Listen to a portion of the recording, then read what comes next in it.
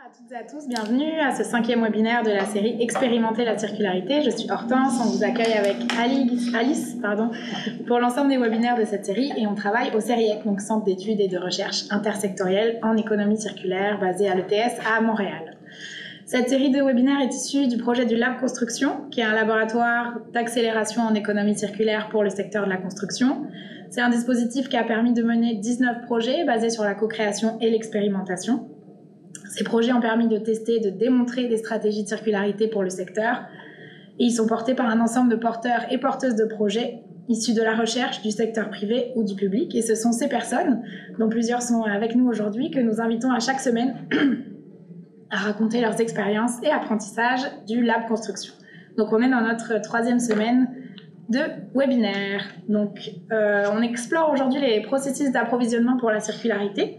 Vous voyez à l'écran la liste des autres webinaires. Il nous en reste donc 3 dans la série après celui-ci. Le lien pour vous inscrire aux autres séances qui ont lieu donc les lundis et jeudis jusqu'au 20 juin va être mis à disposition dans le chat. Merci Émilie. Donc aujourd'hui, pour ce 5e webinaire intitulé « Processus d'approvisionnement pour la circularité », nous recevons 4 invités. Bienvenue à vous 4. Merci d'être avec nous. Merci en particulier à Or et Nathalie qui nous viennent de loin. Mais merci aussi aux autres d'être là pareil. Je vais vous présenter rapidement. Donc Or, bienvenue. Tu es experte conseil à l'ECPA, donc l'espace de concertation sur les pratiques d'approvisionnement responsable. Karine, tu nous arrives d'Hydro-Québec. Tu travailles sur la pérennité des immeubles. Eric, prof et chercheur à l'ETS en génie de la construction, tu travailles notamment sur les matériaux bitumineux. Enfin, Nathalie, donc tu diriges la régie de gestion des matières résiduelles de Gaspésie et tu étais déjà avec nous la semaine passée. Donc merci de prolonger ton séjour à Montréal. Merci encore à tous et toutes de votre présence. Donc quelques informations techniques avant de commencer. Ceux qui ont déjà participé au webinaire précédent les connaissent, mais je les rappelle brièvement. Donc on est en mode webinaire. Donc la partie questions-réponses se passe dans le volet questions-réponses que vous trouvez en bas de votre écran. Pas de possibilité de poser des questions orales. Donc on va répondre à certaines questions par écrit. On a Émilie, notre collègue, qui est avec nous pour ça. Et en fin de session aussi, on va prendre certaines de vos questions et pouvoir les adresser à nos panélistes. Vous pouvez ajuster la taille de la présentation de la vidéo grâce à la barre qui se déplace au milieu de votre écran. Tous les résultats des projets d'expérimentation mentionnés dans les webinaires sont disponibles maintenant sur la plateforme web du Lab Construction. On vous en parle depuis le début de notre session, mais ça y est, elle est lancée, donc on vous en dit plus en fin de session. Restez connectés jusqu'au bout pour avoir l'adresse. Et puis, ce webinaire est enregistré. On va mettre sous peu sur la chaîne YouTube du CERIEC les 3 premiers qui vont être disponibles aux rediffusions, puis on va mettre les autres comme ça au fur et à mesure. Donc, on y va avec nos invités. On aborde, c'est ça, depuis le début de notre série, différentes facettes de l'économie circulaire. On l'a vu depuis le webinaire 1.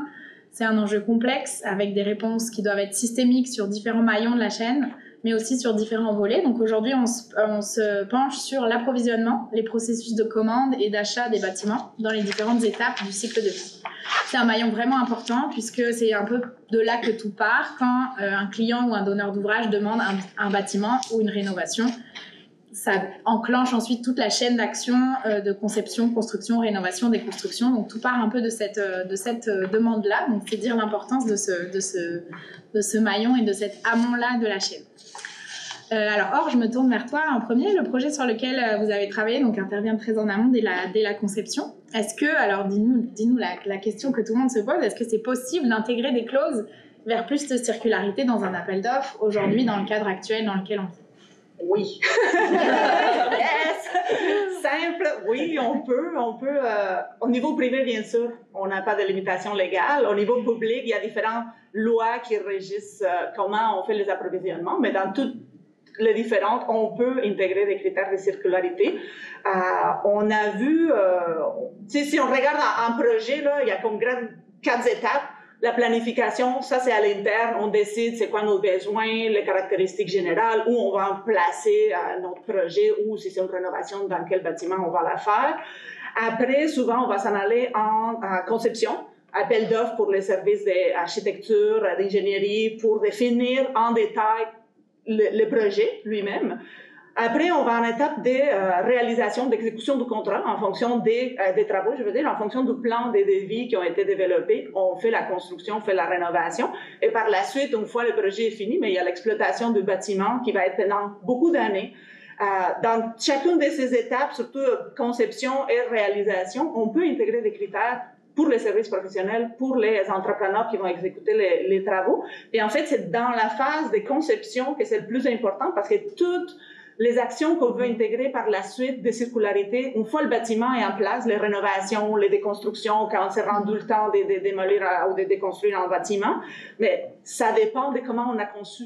Alors, c'est vraiment dans cette étape qu'il faut mettre l'emphase. Il faut définir des critères, il faut définir des clauses. Puis c'est ça que dans la construction, notre équipe a fait, a développé un outil, des clauses pour la conception plus circulaire, dans lesquelles il y a différents composants. D'un côté, il y a une sorte d'arbre décisionnel qui permet juste un coup d'œil, voir en fonction de est-ce que je rénove ou non, est-ce qu'il y a un bâtiment déjà dans l'emplacement où je veux construire, c'est quoi les stratégies possibles. Puis s'il n'y a rien dans mon terrain, mais encore une fois, ça va être quoi les stratégies qu'il faut que je priorise en prenant compte un peu la vie du bâtiment, l'utilisation du bâtiment. Alors, ça permet de se donner une sorte de vision à haut niveau de qu'est-ce que je veux faire. Après, il y a une liste de contrôles aussi, parce que dans cette phase de planification, nous, on n'a pas défini des clauses, mais il y a des choses à penser.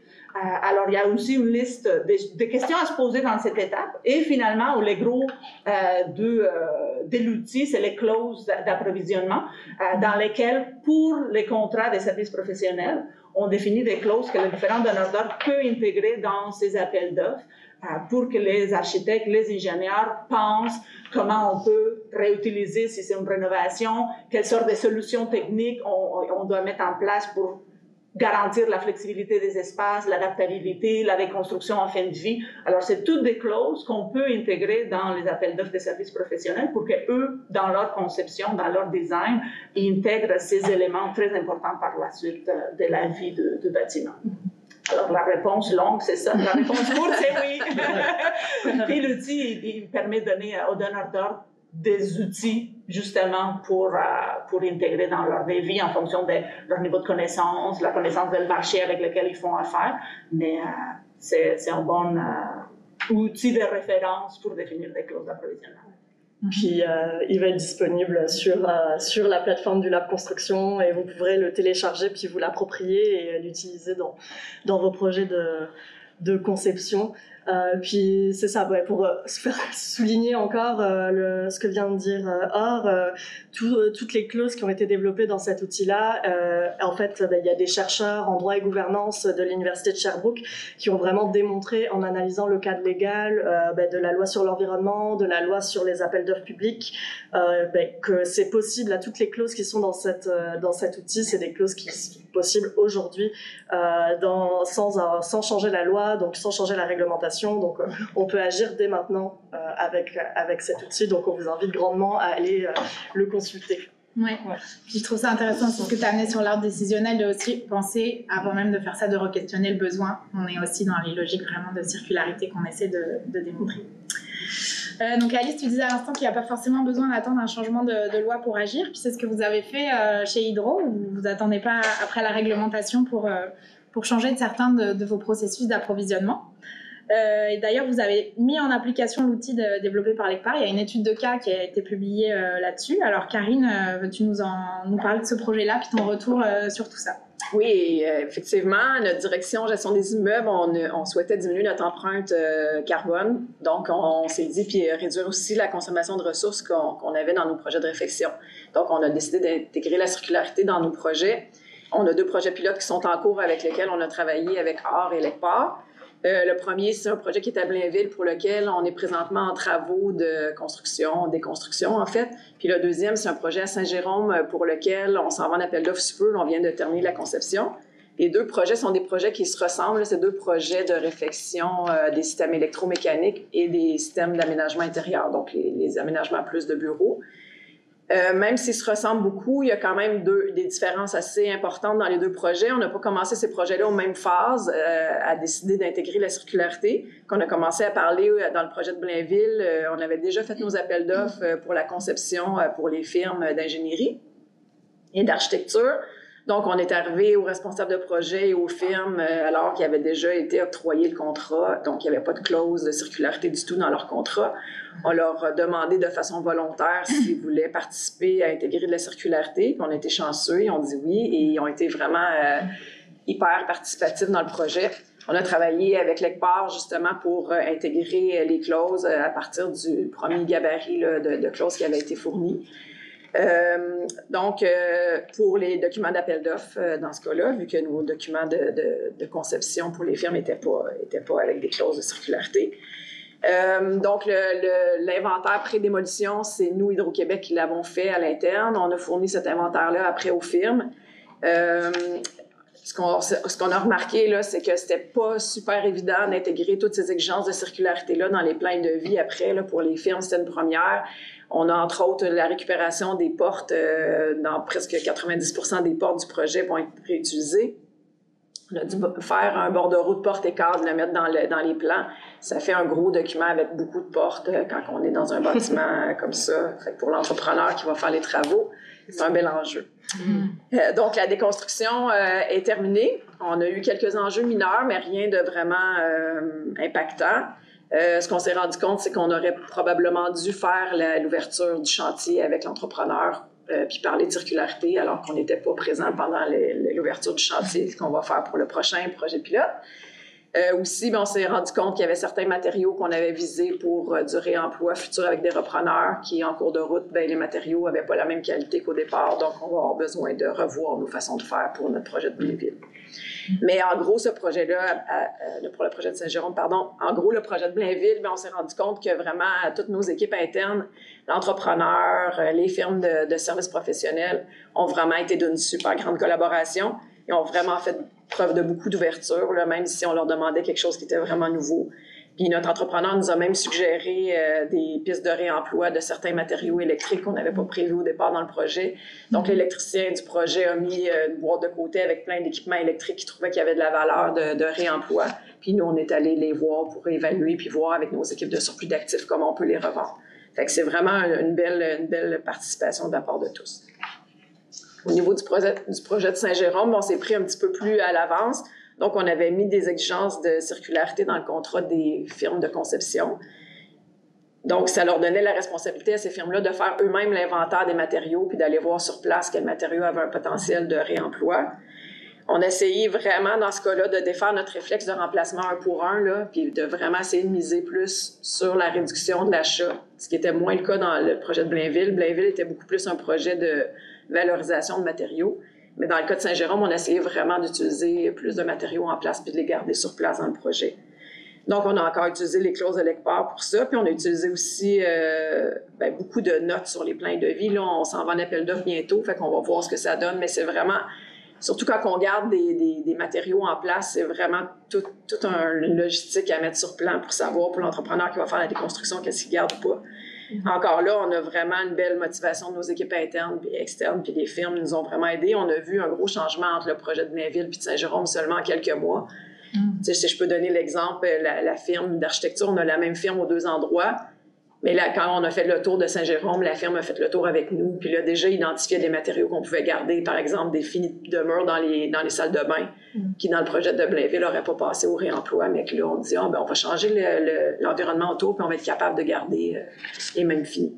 Fait qu'au bilan, probablement que le projet de Saint-Jérôme va être plus circulaire. On progresse. Fait qu'on est bien intéressé à voir le bilan qui va sortir cet automne. Là. Pour l'instant, on a juste un bilan préliminaire. Super. Merci. Puis on le voit, Karine, dans ce que tu nous dis, c'est que à la fois l'engagement des équipes à l'interne est vraiment important, mais celui de l'entreprise aussi est vraiment important au niveau des étapes de conception, puis d'avoir les différentes firmes avec vous embarquées dans le projet. Toi, Eric, tu as travaillé en phase de construction, donc un peu plus loin dans la chaîne. Est-ce que tu peux nous en dire un peu plus sur le contexte de ce projet-là, autour des GBR, puis sur la relation avec l'entrepreneur dans le cadre de cette mise en œuvre, puisque ce que tu en as tiré comme enseignement?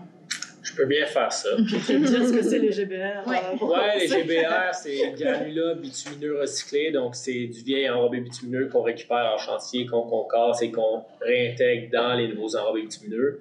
Enrobé bitumineux, c'est asphalte, là. Mais moi, je suis chercheur dans ce domaine-là, j'utilise les vrais termes. Donc, c'est enrobé bitumineux. Puis, en retard, tu dis qu'on a travaillé en phase construction. On a aussi travaillé en phase conception, mais les plus gros défis qu'on a rencontrés, c'était vraiment en phase construction. Donc, l'idée de notre projet, c'était, dans le domaine municipal au Québec, il y a énormément de disparités au niveau des exigences techniques pour la réutilisation de matériaux recyclés dans les travaux routiers. Certains endroits, c'est interdit. D'autres endroits, on permet 10 20 d'autres endroits, 30 donc, on essayait de faire un peu le ménage là-dedans et de donner un référent technique aux municipalités qui, souvent, sont diminuées en termes d'expertise technique pour la réfection d'infrastructures routières et d'uniformiser tout ça un peu. Évidemment, dans l'optique d'amener ça à un niveau, au moins tout le monde est sur la même base, au moins 20 tout le monde, puis après, comment on fait plus, comment on réintègre plus. Donc, on a au niveau de la phase conception, on avait mis une note au devis, c'était un projet de recherche, et ça nous a posé quelques enjeux au niveau de la phase construction parce que au niveau de l'entrepreneur, lui, avait mal interprété ou avait compris de cette note-là au début comme de quoi que nous, on était comme laboratoire expert pour la réalisation du projet, alors que c'était pas du tout le cas. C'est pas notre rôle, on est des chercheurs universitaires. Donc, ça a causé certains enjeux au niveau de la réalisation du chantier parce qu'on a eu des différends sur quel était notre rôle, quel était le rôle attendu de l'entrepreneur. Donc, ça a été une particularité de notre projet. Mais on a appris. Tu vois, cette année, on fait un autre projet avec une autre ville et on l'a formulé différemment. Là, on a eu notre rencontre de démarrage la semaine dernière et puis tout est bien. Les rôles étaient bien clarifiés dans le devis. Donc, évidemment, on apprend en faisant des erreurs parfois. C'est sûr. Puis après, l'idée là, derrière les matériaux, je pense qu'on va en parler aussi un peu plus tard, là, mais moi, je crois beaucoup au niveau de la prescription de type performance. La prescription de type performance pour les matériaux, c'est pour le concepteur, l'ingénieur, il dit moi, je m'attends à X performance au bout de la ligne. C'est toi qui décides de la recette, c'est toi l'expert. C'est toi l'expert en fabrication, construction du matériau. Moi, je veux telle recette, je veux que la recette ait telle performance. Alors qu'au Québec, en ce moment, on est énormément dans l'approche normative qui est tu mets A, B, C, D. Voici la recette pour faire le matériau. L'exemple que j'aime souvent utiliser, c'est le gâteau. L'approche normative, c'est faut que tu mettes tant de farine, tant de chocolat, tant de sucre dans ton gâteau. Puis l'approche performance, c'est mets ce que tu veux dans le gâteau, mais il faut qu'il goûte bon. Il faut qu'il goûte bon et qu'il goûte le chocolat. Fait qu'on a essayé d'utiliser cette approche-là, donc d'établir des critères de performance pour l'enrobé bitumineux. Et on s'est heurté aussi, encore une fois, à un défi qui est, nous, dans le milieu de la recherche, la prescription par performance, pour nous, c'est simple, ces essais-là, on les fait. Mais quand on s'en va en milieu rural, où là, on a des gens qui sont un peu moins familiarisés, ils n'ont aucune idée c'est quoi ces essais-là. Ils ne savent pas du tout c'est quoi. Donc, il y a un énorme besoin d'éducation sur l'industrie. Donc, on parle de rehausser les taux de circularité dans l'industrie de la construction, mais ça vient aussi avec un besoin d'éducation de l'industrie parce que tous ces acteurs-là ne sont pas nécessairement conscientisés à c'est quoi les essais de performance. Donc, on voit ici là, un exemple des essais de performance, là, des essais en plus que ce qui a joué en notre défaveur, des essais qui ne sont pas utilisés à grande échelle au Québec en ce moment. Et qu'il y a peu de laboratoires qui font. Le seul laboratoire qui fait le premier essai qu'on voit au tableau, c'est l'ETS. Donc, c'est le seul laboratoire qui est non privé là, au Québec qui peut le faire. Donc, ça a créé certains enjeux pour la réalisation du projet. Mais je pense que notre industrie, pour progresser, on n'a pas le choix d'aller dans cette voie-là. Si on ne demande jamais des critères de performance qui sortent du cadre conventionnel, on ne progressera jamais. Donc, on s'adapte. Et je pense qu'avec ce genre de projet-là, ce qui est intéressant, c'est qu'on apprend, on fait un retour sur l'expérience, mais ça nous permet aussi de réorienter pour comment on va rehausser le standard technique pour la suite des choses. Donc, grosso modo, c'était pas mal ça, notre projet. Ça ne s'est pas passé comme prévu, pas du tout, mais on a appris énormément. Pas au niveau technique, mais au niveau contractuel, situation dans l'industrie. Parce qu'il faut savoir, c'est qu'on sait faire ces enrobés-là. On en fait partout dans le monde. Mais au Québec, on est un plus petit marché, donc on a du rattrapage à faire au niveau technique. Et donc, sur les clauses de performance, je ne sais pas si c'est ce qu'on voit à l'écran dans l'exigence, mais donc c'est formulé vraiment avec une performance de matériaux. Exactement. On voit ici, là, ce qu'on voit, c'est les exigences pour les essais réalisés sur les enrobés à fort taux de GBR. Donc, aussi, ce qu'il faut faire attention, c'est que nous, on voulait pas un taux conventionnel, on voulait pas un 10 ou 20% de GBR, parce que ça, on en fait partout au Québec. Et non plus, il ne faut pas aller vers une approche normative où on dit tu dois mettre 30% de GBR, mais voici les performances à rencontrer. Parce que là, on est en conflit. On rentre dans des exigences normatives et on rentre dans des exigences de performance et on vient un peu limiter l'entrepreneur dans son pouvoir d'action pour rencontrer les performances, mais en lui disant qu'est-ce qu'il faut que tu mettes. Fait qu'on est allé assez ouvert, on a formulé les clauses d'appel d'offres de manière assez ouverte, donc on a donné une plage de valeur, donc l'entrepreneur doit favoriser le taux de GBR entre 25 et 35%, par exemple, et atteindre ces exigences de performance-là, qui sont les essais qu'on voit à l'écran. Donc ça, pour nous, c'est des essais de performance. Je pense, je ne rentrerai pas dans le détail de chaque essai, là, parce que je ne veux pas ennuyer tout le monde, là. Mais donc on avait vraiment une phase aussi qui était avant la réalisation du chantier, l'entrepreneur doit démontrer qu'il est capable de fabriquer ce matériau-là. Donc, on a à l'étape de conception du matériau, l'entrepreneur fabrique dans son laboratoire, on fait les essais, voilà, ça marche. Et à l'étape de réalisation, bien là, évidemment, on prélève des matériaux et on valide, avons-nous obtenu la performance attendue. Donc, c'était un peu ça l'approche qu'on a adoptée dans notre projet. Donc, si on t'entend, cette approche d'approvisionnement par performance, elle pourrait aussi stimuler l'innovation chez les entrepreneurs en leur laissant aussi plus de liberté pour atteindre les objectifs? Là, il faut faire attention quand on dit ça, parce qu'on peut me partir pour longtemps. Là. J'ai beaucoup à dire. Moi, je crois totalement par l'approche performance. Mais il y a des enjeux de responsabilité professionnelle, parce que c'est le concepteur qui prend le risque de définir quelle est la performance. En fait, c'est pas juste le concepteur, c'est le client aussi, c'est le donneur d'ouvrage. Ensemble, ils se disent qu'est-ce qu'on veut obtenir comme performance. C'est pas facile à définir qu'est-ce qu'on veut atteindre comme performance. Après ça, une fois qu'on a défini c'est quoi notre performance qu'on veut atteindre, mais comment on la mesure, comment on vérifie qu'on a atteint cette performance-là.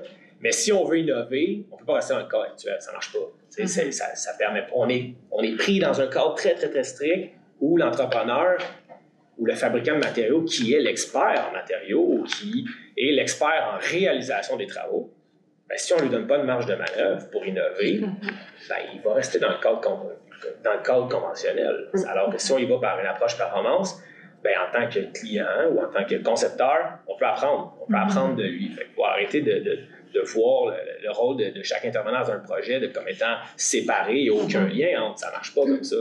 C'est un travail d'équipe où chacun a son expertise et son rôle à jouer. Puis ben, pour favoriser l'innovation, du moins dans le domaine des matériaux, on n'y arrivera jamais si on n'y va pas par attente par clause de performance. Ça, c'est sûr et certain. Toi, allez-y. Or, là-dessus, peut-être sur comment l'approvisionnement peut favoriser aussi cette innovation. On voit une piste ici avec l'approche par performance. Avais-tu d'autres expériences autour de ça? Oui, c'est sûr. Puis je pense que aussi, quand on pense à innovation, on veut comme la disruption, mais innovation, c'est le projet d'Hydro-Québec où on part en premier avec les équipes d'architectes, quelque chose qu'ils ne faisaient pas. Il y a des innovations très petites puis très rapides. Il y a des innovations plus importantes. Alors, des petits projets pilotes où on négocie avec les équipes pour la démontabilité pareil, les autres. Ben, c'est sûr que cette discussion, ce dialogue avec les marchés, qui est en approvisionnement public, on est très frileux, mais il y a des façons de le faire qui soient transparentes pour tous les donneurs d'ordre, pour tous les entrepreneurs qui puissent participer. Le résultat peut être communiqué. Il y a des façons de faire ce dialogue en dehors aussi des processus d'approvisionnement parce que c'est nécessaire, comme Eric mentionne, la connaissance, souvent, c'est les entrepreneurs, c'est les entreprises qui l'ont, un peu plus. À l'interne, on peut l'avoir aussi, mais c'est avec ce dialogue qu'on peut trouver des solutions intéressantes pour les deux côtés, puis avancer plus vite que non chacun de son côté essaye de faire, puis après, il n'y a pas ce dialogue. Puis c'est un des points forts, je pense, de lab construction, justement, ce dialogue entre les différentes parties prenantes de la chaîne. Oui, puis je pense que c'est vraiment une condition essentielle pour la circularité, là, de sortir justement, puis on l'a déjà dit plusieurs fois, mais sortir que chacun sorte de son maillon de la chaîne de valeur et de pouvoir avoir conscience des décisions que chaque partie prenante peut avoir sur le reste de la chaîne. Tu voulais réagir? Oui, j'ai un petit truc à rajouter, parce que cette session-ci, j'enseigne à des jeunes qui finissent leur bac. Puis je leur demande de faire preuve d'innovation. Et ils me sortent des trucs incroyables, des matériaux importés d'Europe, là, des trucs incroyables. Je dis, c'est pas nécessairement ça l'innovation. Hein? Ça peut être de juste repousser un peu le cadre actuel. Je dirais, il m'arrive avec des choses que j'ai jamais entendu parler en tant que chercheur en matériaux. Je dis non, oui, ça peut être de l'innovation, mais l'innovation peut être à petite échelle aussi. Des juste voir différentes exact. Tu peux m'arriver avec une approche par performance, puis pour moi, c'est l'innovation parce qu'on en voit très, très peu dans mon industrie, l'industrie des matériaux de construction. Donc ça, il faut revoir aussi l'innovation. C'est pas toujours un bâtiment qui va tourner tout seul en fonction du soleil. Ça peut être juste de revoir nos clauses d'approvisionnement. Ça, c'est une innovation en soi. Oui, tout à fait. Puis on a essayé d'amener ça aussi dans le lab, que l'innovation n'est pas forcément technique, technologique, mais de travailler aussi sur les pratiques, la manière dont les gens se parlent, la manière dont les gens passent des contrats, etc. Je pense qu'il y a beaucoup à faire là-dedans et puis que c'est aussi plus dans le vocabulaire. Parce que là, nous, on aborde actuellement beaucoup de souplesse, ouverture. Ça, c'est le genre d'affaires qu'on lit très, très peu dans des devis. Le donneur d'ouvrage a besoin d'être assuré par ses professionnels. Alors là, le vase communicant, c'est ça la beauté du CERIEC, je trouve, c'est que ça a généré des vases communicants entre ces différentes disciplines-là. Et là, ce qu'il faut, c'est que ça se propage à une vitesse virologique. Grand V. Grand V. Des virus. Je trouve que le virus, ça envoie une image. Mais un peu négative. Nathalie, justement, tu nous as déjà parlé de ton projet en Gaspésie dans le webinaire la semaine passée, puis tous les outils vont être disponibles sont disponibles sur la plateforme. Mais justement, si tu veux nous dire quelques mots de la relation avec l'entrepreneur spécifiquement, c'est quoi les enjeux que tu as rencontrés, puis comment ça s'est passé finalement? Ça a commencé par peur, crainte, impossibilité, tout ça. Mais rapidement, on a eu, nous, le privilège de pouvoir le faire de gré à gré. En fait, j'avais commencé à rédiger un devis, puis finalement, on s'est rendu compte qu'on pouvait le faire de gré à gré. Quand on regardait autour, il n'y avait peut-être pas tant que ça non plus qui était prêt à se mouiller, à se lancer. Alors, on a trouvé un entrepreneur qui a dit je vais essayer ça, ça m'intéresse. Et je l'ai dit, je pense, précédemment, mais le fils était partant. Le père l'était moins. Alors, le fils a envoyé le père respirer. Puis, poliment. Je m'en occupe. Alors, c'était intéressant parce qu'il dit, oui, je m'embarque là-dedans, mais vas-tu m'accompagner? Et j'étais là tous les jours. Et il y avait des changements tous les jours. Alors, je reviens au mot souplesse. On n'était pas coincé dans un cadre de devis, mais plutôt en collaboration, partenariat. Au final, on avait le même objectif. C'est d'avoir un résultat, un succès. Alors, et au départ, on a démystifié 3-4 affaires. Je reviens au vocabulaire. Là, il faut qu'on se ramène sur le même niveau de discussion. Donc, les termes, est-ce que un bout de 2x4, pour eux autres, c'est un déchet, pour moi, c'est une ressource. Alors, on est venu réaligner ça, mais ça a pris 2 jours, là. Ils sont capables d'adapter leur façon. Il faut juste qu'on leur donne cette possibilité-là, puis qu'on ait cette agilité-là, parce que les enjeux qu'on a rencontrés, là, évidemment, moi, j'en ressors 4 importants, mais il y a un manque d'agilité du système, le financement, mais le financement... Quand il y aura un autre webinaire où j'aurai 2 heures, ça me fera plaisir de partager. Mais, tu sais, c'est incompatible avec où on doit aller actuellement. Là. On n'est plus du tout. Il faut vraiment changer ça. Les enjeux de planification, il faut être capable d'absorber ces enjeux-là puis de dire, oui, c'est correct, on va passer au travers. Il va pleuvoir, parfait, on va travailler sur autre chose. Il faut accepter ça, tant de la part du donneur d'ouvrage que des conseillers de tout azimut. L'ingénieur, il faut aussi quelque part, qui chemine là-dedans, même si c'est peut-être, ça va à l'encontre parfois de ses obligations, de ses responsabilités. Évidemment, les règles d'appel d'offres, on l'a dit, ça manque de références techniques, là, et ça, il faut qu'on fasse un grand pas de ce côté-là, et le vocabulaire, pour moi, fait partie de ce grand pas-là. Et puis pour moi, la nouveauté, le fait qu'il y a beaucoup de nouveautés là-dedans, puis il faut clarifier les objectifs dès le départ, puis se dire, regarde, l'idée, là, c'est pas d'atteindre 70%, l'idée, c'est d'avoir plus que 0%. Le plus possible. Oui, puis de valoriser les petits résultats comme les plus grands résultats. Puis, et ça, une fois que tu as enlevé cette pression-là, là, et lui, il est partant, puis après 2 jours, il en trouve des solutions, puis il suggère... Moi, il y a un moment donné, il a dit, écoute, je peux pas m'occuper de conditionner les matériaux, on n'y arrivera pas, ça va coûter trop cher, mais peut-être qu'on pourrait aller chercher un regroupement, tu sais, des jeunes, réinsertion sociale, etc. Peut-être qu'ils seraient intéressés à faire ça. Moi, je vais leur donner une formation, comment utiliser le marteau, la barre à clous, etc. Tu sais, moi, j'ai trouvé ça trippant, là, que lui le suggère, là, que les gars disent « Hey, ça, ce bout de bâtiment-là, là, ça pourrait faire une crèche extérieure. Il y a du monde l'hiver, ils mettent une crèche dehors. Oh, regarde, Nathalie, ça serait super. » Donc, alors, plutôt que de l'approche « Je paye, tu fais », tu sais, on est sorti de ça, puis je pense que c'était bénéfique. Et c'est ça qu'il faut propager rapidement, puis que ça se propage à travers nos règles d'appel d'offres, notamment là, à titre de donneur d'ouvrage, bien entendu. Ouais, puis c'est intéressant aussi ce que tu as dit. On a beaucoup dit que c'était important de quantifier, d'avoir des résultats, etc. Oui, mais il faut aussi mesurer pas que le résultat final, mais les processus, les choses qui changent un petit peu en cours de route, sociaux, les dialogues qui se sont noués, qui sont souvent pas monnayés, hein, les gains sociaux, les gains environnementaux, très peu mesurés. Alors, non, définitivement, il faut beaucoup, le spotlight, on doit vraiment il doit couvrir tous les aspects, tous les gains de ce type de projet. Oui, oui. Ouais, mais c'est beau de voir quand même que grâce à de voir que vous avez réussi quand même à mettre en place ces innovations, et on voit que c'est vraiment le cadre légal qui le permet déjà. Là, faut le souligner à nouveau avec les clauses de performance notamment, puis d'autres clauses qui ont été développées pour la circularité.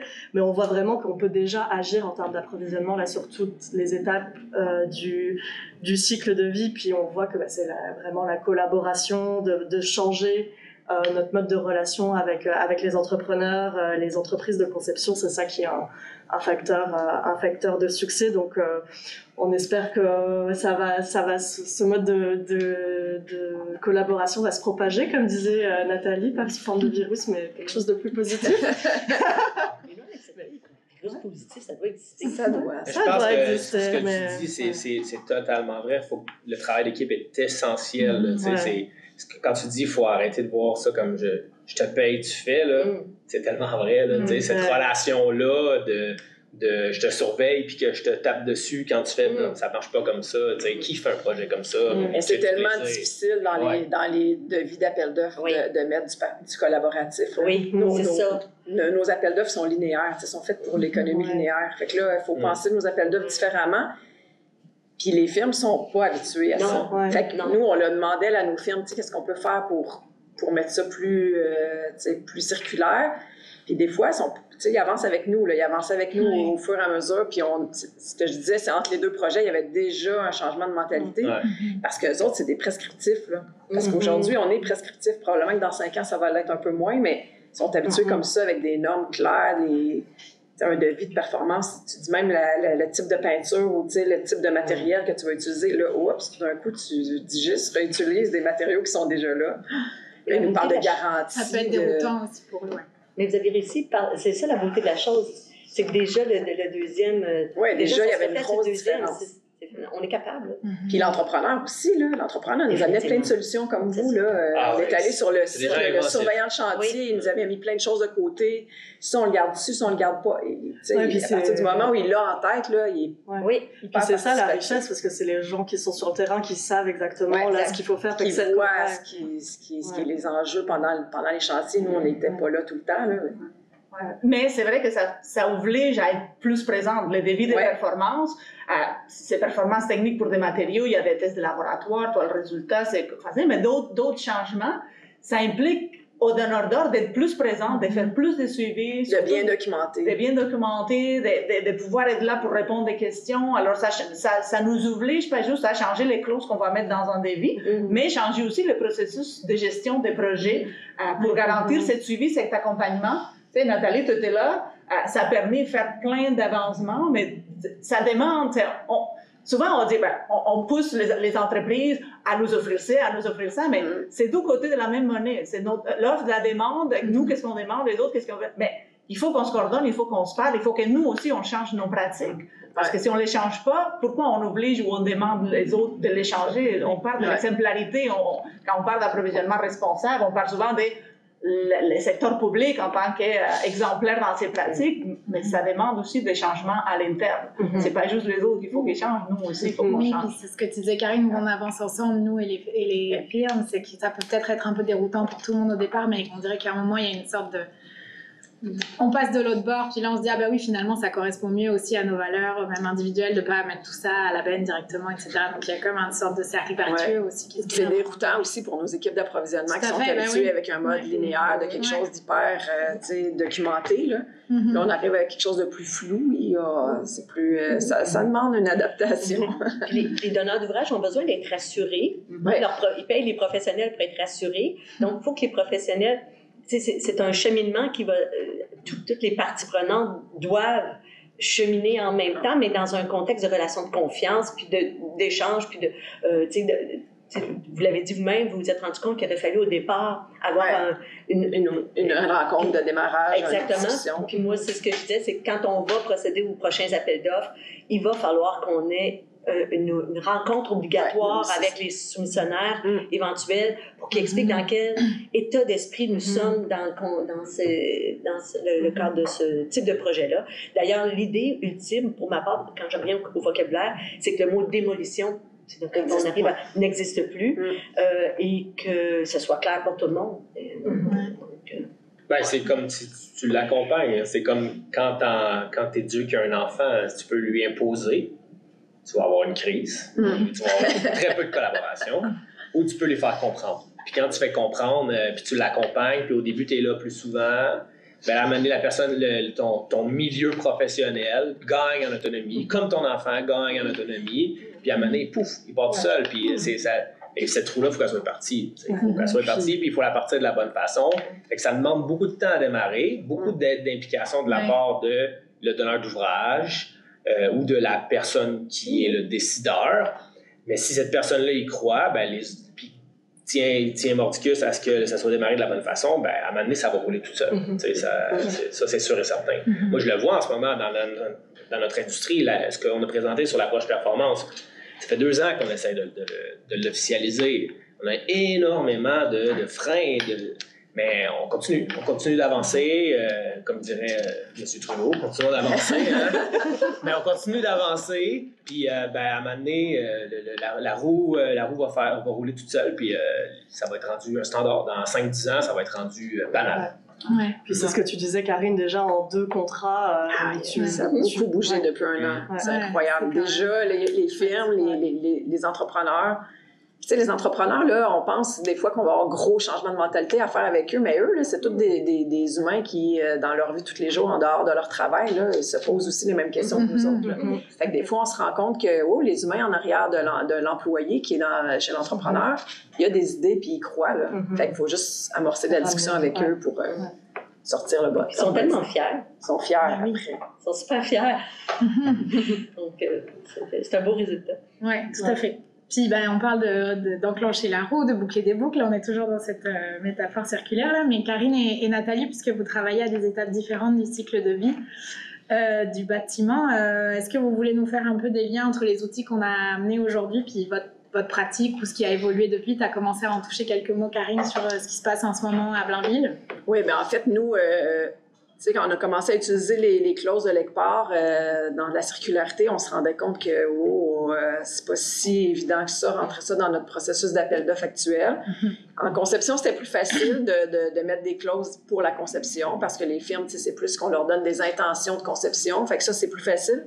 Quand on rentre plus dans les appels d'offres de travaux, là, il y a toute une logistique différente à repenser. Puis là, les clauses de l'ECPAR nous aident à voir vers où on s'en va, mais je pense qu'on a encore du travail à faire en donneur d'ouvrage pour essayer d'harmoniser un peu nos exigences pour que le message soit clair à ces entrepreneurs-là, ce qu'on veut faire. Puis, comme Nathalie disait, là, si on fait pas c'est dur de tout écrire dans une clause, puis que ça soit aussi précis que ce qu'on a en tête. Je pense qu'effectivement, des rencontres d'ouverture en cas de soumission, ça peut être intéressant, même avant même qu'ils déposent leur soumission, pour comprendre c'est quoi l'esprit de l'appel d'offres qui est en cours. Là. Mais on voit déjà une grosse différence, là. Je trouve que c'est le fun, justement, le fait qu'il y a eu le laboratoire construction. Ça a permis que les donneurs d'ordre, ils s'en vont un petit peu tous à la même place. Oui, c'est ça. Je pense qu'il y a eu quelques connexions qui se sont créées aussi avec d'autres acteurs, d'autres parties prenantes, d'essayer d'avoir des discussions un peu parallèles au lab, même pour vraiment harmoniser un peu les pratiques. Puis le partage d'outils, pour moi, ça passe aussi par le partage de... Quand on parle à nos élus, mettons, chez nous, puis que je suis capable de leur dire, oui, mais c'est parce qu'il y a des projets de ce même type-là qui sont faits aussi chez Hydro-Québec, aussi dans telle région, aussi. Alors, OK, là, on n'est pas là juste les fous de la... Oui, c'est ça, c'est quand nous autres là, qui doivent inventer des patentes. Donc, ça c'est le fun, parce que... Ça légitime. C'est ça, et c'est différents niveaux aussi, des petits comme des grands. Tu fais partie du même... tu sais, on joue tous dans la même équipe, alors on a intérêt, tu sais, à viser le même but, là. Alors, pour moi, le partage d'outils, je me rappelle avoir sollicité des clauses. Quelles sont les clauses, Karine, que vous avez utilisées? J'ai aussi interpellé. Nous, on a repris vos grilles. Oui, c'est ça. Alors, on peut se partager ces trucs-là, même si on n'est pas du même gabarit ou on n'est pas dans le même secteur, ultimement. Donc, c'est bénéfique. Oui, puis on voit les besoins de cette harmonisation, parce que cette année... Comme le monde est emballé par la construction, on a mis en place un autre chantier de construction à l'ECPAR. Cette fois-ci, ça avait été ça identifié au début de l'exercice avec les labs. Quand on avait mis en pied un chantier de travail, tout le monde venait comme gestion matière résiduelle. Puis nous, on était comme non. Nous, on s'en va dans la conception, pas dans l'exécution. Là. On va en amont, puis le monde est comme OK, nous, on voulait la gestion. On s'est dit, OK, on va attaquer le problème parce que c'est un besoin. Alors, on a mis en place un autre chantier de travail avec différents donneurs d'ordre juste pour cette volet, gestion matière résiduelle dans l'exécution des travaux, quelles sortes de clauses intégrées, quelles sortes de recommandations aussi en amont. Puis on a vu, juste avec les joueurs autour de la table, que déjà les devis, les exigences pour la gestion matière résiduelle, qui est comme assez standard, sont vraiment différentes. La sorte de clauses qui sont demandées, la sorte de pièces justificatives qui sont données, des mécanismes de suivi. Alors, l'exercice du chantier, puis ça va être de définir des clauses qu'on va essayer de faire communes, un vocabulaire commun, une sorte de grille de suivi aussi commune. Essayer d'harmoniser, parce que si chaque donneur d'ordre demande des choses pareil mais différent, mais les entrepreneurs aussi, c'est difficile. Alors, comment on peut essayer d'harmoniser les pratiques puis définir des clauses, des outils qui soient utiles pour tout le monde, qu'on utilise un peu la même vision, la même perspective. Pour l'instant, l'économie circulaire dans la tête de beaucoup de firmes là, qui vont dans la conception, c'est beaucoup la gestion des résidus de construction en fin de vie. Oui, c'est ça. Là, nous, on essayait, au projet 2, déjà, on a vu une différence, là, mais ils nous proposaient beaucoup, justement, des repreneurs pour les prendre. Mais non, mais moi, je veux juste en acheter moins de nouveaux matériaux. Mais on l'a vu déjà cheminer, là, mais ça, c'est vraiment quelque chose qui va faire son bout de chemin dans les prochaines années, je pense. Puis, je veux dire, l'économie circulaire est vraiment en train de se faire mieux comprendre aussi dans toutes les strates. C'est vraiment le fun de vous entendre. On entend vraiment déjà des leviers intéressants pour répondre à cette question-là de l'approvisionnement circulaire. On entend les clauses de performance, le gré à gré, le partage des objectifs et l'alignement peut-être du vocabulaire, des clauses communes. Donc, vraiment déjà des choses assez concrètes qui se dégagent grâce à tous vos travaux dans le cadre du lab et au-delà, donc super. Il nous reste peut-être quelques petites minutes pour des questions. Je ne sais pas si on en a. Tu souhaites adresser aux panélistes, Alice? Ouais, on a quelques questions. Je ne sais pas, Karine, si tu peux y répondre, mais il y a quelqu'un qui demande si on peut savoir qui était l'entrepreneur pour le projet de Blainville, puis peut-être pas, si tu peux pas. Je pense qu'en fait la question c'est difficile d'obtenir des réponses à certains appels d'offres et d'identifier des fournisseurs ouverts au changement et que c'est complexe. Notre entrepreneur, c'est Procova, on peut le dire. L'appel d'offres est public de toute façon.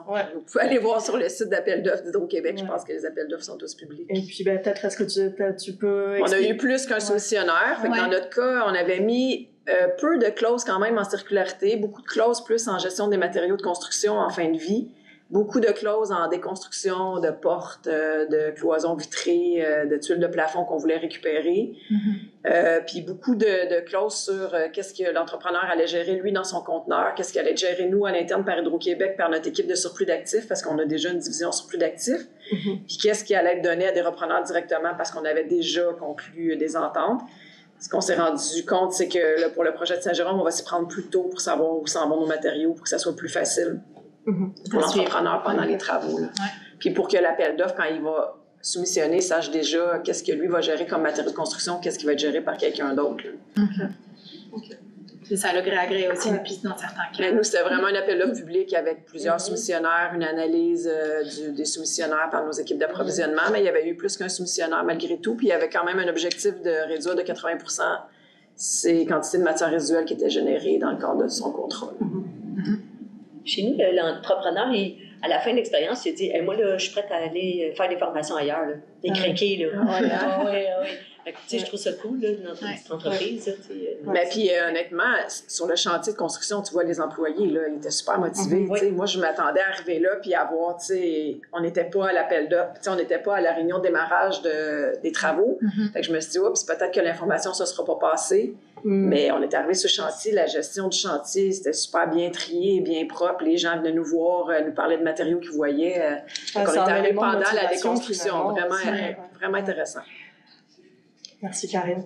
On a une autre question. Je suis pas sûre de vraiment bien comprendre. C'est comment vous avez validé la qualité au niveau du développement durable. Avez-vous demandé à ce que le fournisseur de services adhère à des critères ou certifications? C'est peut-être plus une question pour Or sur justement, mais je pense les processus en fait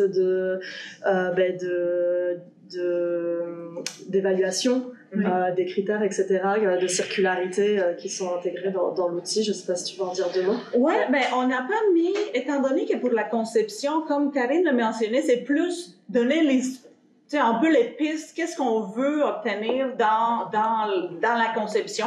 On n'est pas à dire, il faut un certain taux d'adaptabilité. On n'a pas encore cet outil. C'est vrai qu'une de la construction, les sites sur l'adaptabilité, ils sont en train de travailler sur cette sorte de grille, puis peut-être ça pourrait s'en venir plus tard. Mais ça n'existe pas. Alors, c'est plus des pistes pour dire, architecte, ingénieur, on veut que les projets soient ci ou ça, on réemploi, on assure la flexibilité, tous ces paramètres-là. Alors, c'est plus, on va évaluer l'offre en fonction de ce qu'eux, ils vont présenter. On ne demande pas certaines formations ou certaines certifications. Dans l'exécution des travaux, on pourrait demander plus que l'entrepreneur y aille, par exemple, au ISO 14001, au LEED, d'autres certifications, mais pour ce qui est volet circularité, on n'avait pas mis ça, puis on avait mentionné peut-être dans les éléments d'adaptabilité, on avait fait de référence, mais plus dans les notes descriptives, deux standards, un canadien puis un international, qui a comme guide, mais on ne l'avait pas exigé non plus parce qu'on voyait que peut-être les entreprises, justement, ne sont pas encore prêtes à aller trop de l'avant. On ne voulait pas fermer le marché avec les clauses. On le mettait comme note explicative, quelque chose qui peut être demandé, qui peut être analysé, mais sans l'exiger en partant parce que, justement, les équipes ne sont pas tous prêts, alors on ne veut pas fermer le marché. Mais il n'y a pas de barrière à l'entrée, de dire si vous êtes capable de travailler sur ce volet-là, venez, vous pouvez répondre. Exactement. Il y a moins Puis nous, je trouve que c'est important qu'on ne soit pas obligé de demander une certification LEED, par exemple, pour faire de l'économie circulaire, parce que c'est pas pour tout le monde, là, une certification LEED, ça peut être exigeant. Puis il faut qu'on démontre que petit projet, gros projet, municipal, provincial, communautaire, que ça soit accessible, l'économie circulaire. Et pas alourdir. Puis j'invite aussi les participants, participantes dans l'outil là qui a été développé par l'ECPAR, c'est vraiment des clauses en conception. Donc si vous voulez à nouveau mieux comprendre ce que ça peut être l'économie circulaire en conception, il y a un webinaire, le webinaire 2 qui parle de ça. Donc comprendre justement des stratégies d'adaptabilité des bâtiments, de construction modulaire, etc. qui se retrouvent finalement d'un côté dans l'outil en termes d'approvisionnement, etc. Donc il y a des liens qui se font aussi entre les différents projets. Bien sûr. Donc là, on a une question aussi qui demande, je pense, en fait, le lien vers l'outil de l'ECPAR, donc qui va être disponible sur la plateforme. On vous en parle dans une petite minute. Puis, dernière question qu'on peut peut-être prendre, il y a quelqu'un qui demande si on peut parler un peu du mode de rémunération des entrepreneurs dans le cadre de ces contrats-là. Est-ce que vous avez des choses à dire là-dessus? Est-ce que c'était conventionnel? Nous, c'était un mode conventionnel. Oui, nous aussi. Là, donc, c'est sûr qu'il y a eu, au départ, il y a eu une proposition forfaitaire qui était respectée. Maintenant, les livrables, c'est-à-dire la façon que les livrables se sont déployés, ça a varié. Ça collait pas peut-être nécessairement à ce qu'on s'était dit au départ, mais au niveau des sommes qui ont été versées, là, c'était pas mal... ça respectait donc le forfaitaire. Est-ce que le forfaitaire doit demeurer je suis pas certaine. C'est difficile. C'est ça, c'est difficile. Peut-être qu'il faut prévoir peut-être du horaire, du taux horaire pour certains blocs. Ça, je pense qu'il faut réfléchir un petit peu en fonction des mandats réalisés. Oui, et puis nous, c'était du forfaitaire aussi. C'est du forfaitaire aussi pour les 2 projets. Dans le cas de Blainville, on n'est pas beaucoup avancé. Là, on est encore dans la déconstruction, mais on a presque fini la déconstruction. Mais on se rend compte qu'il y avait beaucoup d'inquiétude au départ de la gestion, là, de dire mais ça va augmenter beaucoup le surcoût du projet. C'est pas un projet qui a sorti plus cher qu'un autre projet de ce même type-là. Fait qu'on considère pas que ça a été un surcoût, mais là, c'est sûr qu'on va l'avoir à la fin du bilan. Là, ça fait partie des questions qu'on se pose toujours. Là. Est-ce qu'on a eu des surcoûts ou pas de surcoûts? Mais pour l'instant, c'est pas un projet qui démontre des surcoûts. Donc, c'est une bonne nouvelle. Non, exact. Même chose chez nous. Puis je pense à Eric, je ne sais pas si la formule, avec des options aussi, de prévoir des options qui pourraient, par exemple, si, par exemple, l'entrepreneur réutilise tel type ou vend tel type de matériaux. Donc, tu sais, qu'est-ce que tu fais avec les matériaux et comment ça peut jouer sur le prix que tu es prêt à proposer. Alors, ça peut être intéressant d'entendre les options ou les propositions d'entrepreneurs. Tu sais, donc, il peut y avoir des idées. Il y avait plusieurs options dans l'appel d'offres. C'est ça. En fonction des différentes techniques, l'entrepreneur fournissait un prix pour chacune, puis après ça, l'appel faisait. Nous, on a essayé de faire ça avec plusieurs options, là, puis ça devient, tu sais, c'est déjà un projet de grande ampleur avec... Fait que là, plus on rajoute d'options, plus le formulaire de soumission est... Fait qu'on a abandonné les options, mais ce qui fait qu'on a une moins grande traçabilité après de savoir si on avait pris l'option A, l'option B, l'option C, on aurait été capable de comparer les coûts, les surcoûts, le surtemps aussi. Mais là, on n'a pas cette facilité-là de... Il va falloir une analyse un petit peu plus poussée pour voir vraiment l'impact sur le contrat. Puis j'imagine que si, comme par exemple dans votre cas, vous avez déjà certaines matières qu'il va falloir comme acheminer à un preneur parce qu'il y a des ententes précédentes, les avoir dans l'appel d'offres pour l'entrepreneur. Ça lui permet d'avoir une soumission plus juste avec ce qui... Oui, exact. Parce que c'est dit, cette matériel, moi, normalement, je le récupère puis je le revends. Puis ça fait que je peux offrir un prix plus bas. Mais là, non, ça va s'en aller. OK, il faut le savoir pour ajuster la puis ça, c'est quelque chose qu'on s'est fait beaucoup dire. T'sais, plus vous enlevez des matériaux de valeur dans le conteneur de l'entrepreneur, plus votre prix va être élevé. Mais là, on n'est pas si certain de cet impact direct-là dans les appels d'offres. Fait qu'on va le voir là, avec le vécu des prochains appels d'offres, mais pour l'instant, il ne semble pas que c'est tant impactant. Le marché va évoluer aussi. Il varie tellement. Donc, peut-être des choix à faire aussi dans les modes de rémunération. Sur le lot d'un projet complet, tu sais, la portion gestion des déchets, on s'entend que le coût des déchets au Québec, c'est pas ça qui font leurs gros revenus ni leurs grosses dépenses. Fait que peut-être sur le coût global d'un projet, c'est pas tant impactant. Pour l'instant. Chez nous, c'est significatif. Ça dépend des régions. Mais la vente, nous, la vente, on a vendu pour 18 000. Oui, bien c'est ça. Nous autres aussi, à l'interne, là, on va vendre pour quelques matériaux, là, fait qu'on va pouvoir comparer les deux projets. Là. Ça peut être intéressant. Encore des infos à se partager dans la groupe. Parfait. Merci beaucoup pour vos réponses et merci aux participantes et participants pour leurs questions. S'il y a des choses qui n'ont pas été prises en compte, que vous ne voyez pas les réponses arriver, ni dans ce webinaire-là, ni dans les prochains, vous pouvez nous écrire. Émilie va vous donner notre adresse courriel dans le chat. Donc le prochain webinaire numéro 6 a lieu jeudi, donc le 13 juin à 11h, même heure. Puis là, on va regarder ce qui se passe du côté de la rénovation résidentielle. Donc rénovation résidentielle, mais du point de vue des professionnels. Vous pourrez aller lire le descriptif dans le lien direct aussi qui va vous être mis dans le chat pour pouvoir vous inscrire directement. il est là, je pense, oui, rénovation résidentielle circulaire.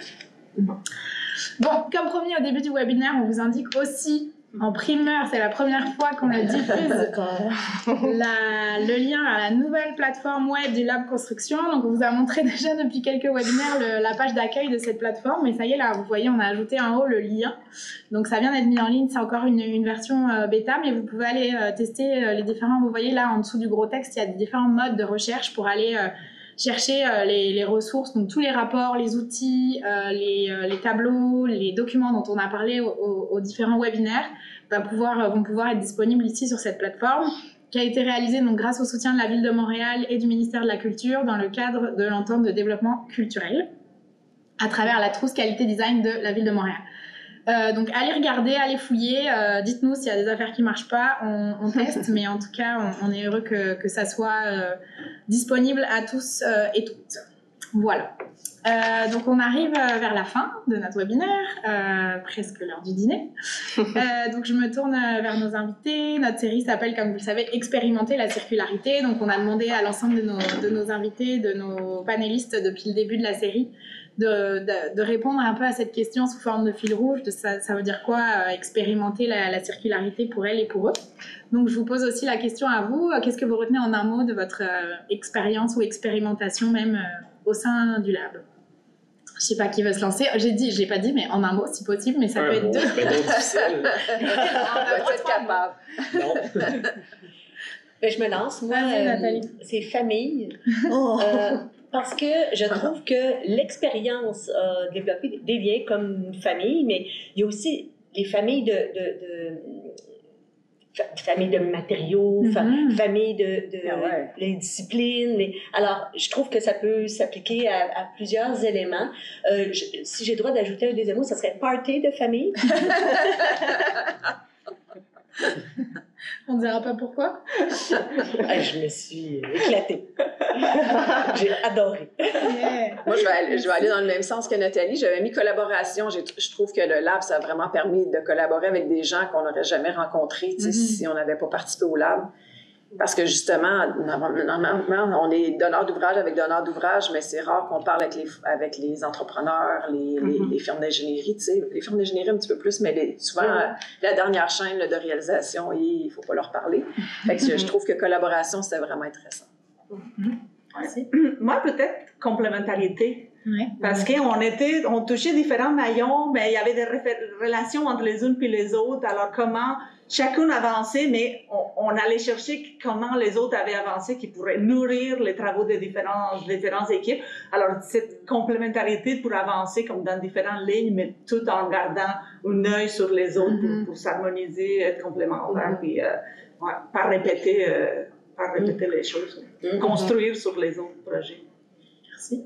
Ben moi, j'avais famille là, aussi, mais je me demandais si c'était approprié.